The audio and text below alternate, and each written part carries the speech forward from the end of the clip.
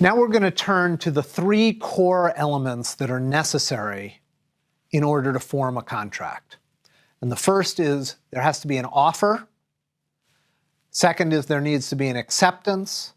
And the third is there needs to be what's called consideration, or sometimes that can be satisfied by showing detrimental reliance.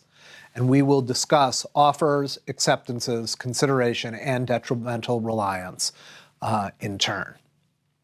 So first of all, let's turn to offers.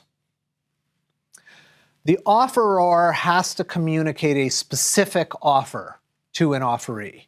So an advertisement in a newspaper is not a contractual offer. If I say I'm selling sofas at $40 off this weekend, that is not considered a contractual offer, unless there's something very specific in the advertisement. You might say, the first 10 people in my store will get $40 off.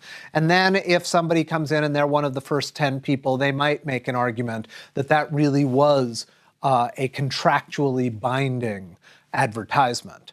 But in general, there's not, for instance, when you create an advertisement to sell something, you're not binding yourself to the fact that that piece of merchandise will necessarily be there on that day, that you won't be sold out or out of stock or whatever.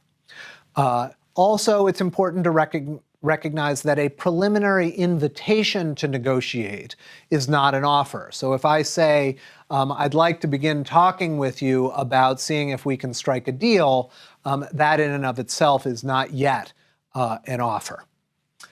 An offer can also sometimes be revoked prior to acceptance. If I make an offer to you of a contract and you are still thinking about it, you're still mulling it over, I can say, you know what, I'm going to take it back. I'm not going to go for that offer. You can even do that implicitly rather than explicitly, but that's a little risky because it depends on the offeree knowing that you've done something to implicitly revoke. So for example, if I make an offer to you, you're mulling it over, and in the meantime, I go ahead and get those same goods from somebody else, it's not a revocation of the offer unless I either told you I was revoking my offer or somehow I was very sure that you knew that I was going somewhere else to get that offer and there was an implicit revocation. The offer can also be terminated if it's not accepted within a specified time. So if I give you an offer and I say you have to accept this within 15 days, that would be fine. And even if I don't say a specified time, if a reasonable amount of time has elapsed and the offer hasn't been accepted, then it will usually be deemed terminated. And also the offer is terminated if the offeror dies or is adjudged to be mentally incompetent and there hasn't been any acceptance yet. But remember, no termination if the offeree has paid to keep the offer open. If I give you something in order to make sure that you keep the offer open, or if you've given me a promise that you're going to keep the offer open and I've relied on that, or going back to my unilateral contract example, if you've already begun performance. So the example was I pay you to clean my house. If you've already completed half the house, I can't withdraw that offer. Now, of course, having made the offer, the offeree can reject the offer. And again, it's an objective standard as to whether what I have done in rejecting your offer should count as a rejection. Have I clearly rejected it? And we would look at what a reasonable person would understand based on the way you reflected your rejection. Sometimes you might make a counteroffer, and a counteroffer is both a rejection of the original offer and it's a new offer in and of itself. And it's important to recognize that a mere request for information or clarification doesn't become a counteroffer necessarily. So if I make you an offer and you say, I don't really understand that term, can you tell me a little bit more about that? That's not a counteroffer, it's not a rejection, the offer is still open. I'm just asking for more information about it. Now, we're going to turn to acceptances. Only the person to whom the offer is made can accept an offer.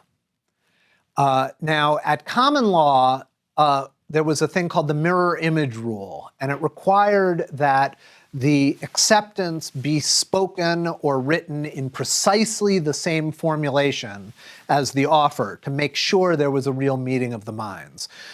Now, it's not so rigid so long as the variations in acceptance are minor. Between the offer and the acceptance, as long as they're pretty close to each other, that'll be deemed sufficient for acceptance.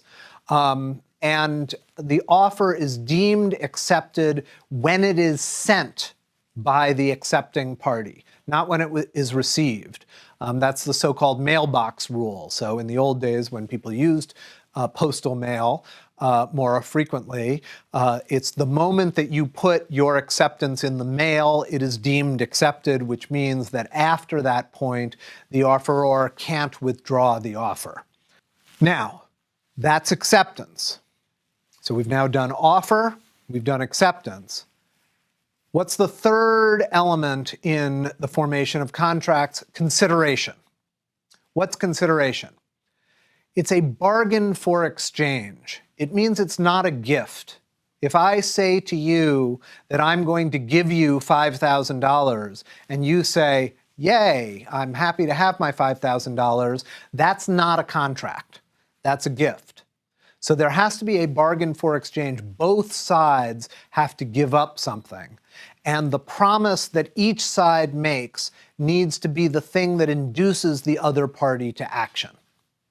And so you have to do something, and I have to do something, and we exchange it. Now, it could be one person does an activity while the other one does a payment. It could be that both parties do some form of payment. It could be that both parties do some form of activity.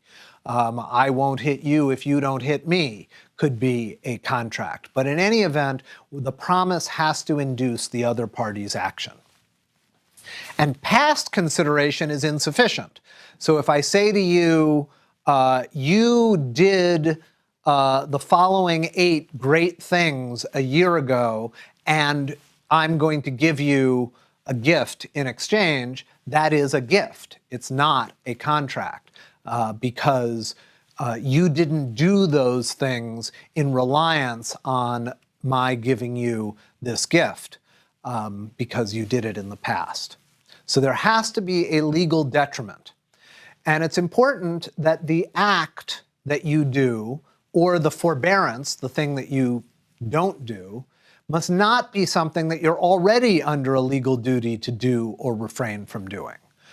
So if it's something that you already were required to do by law, that's not good enough to form consideration for a promise.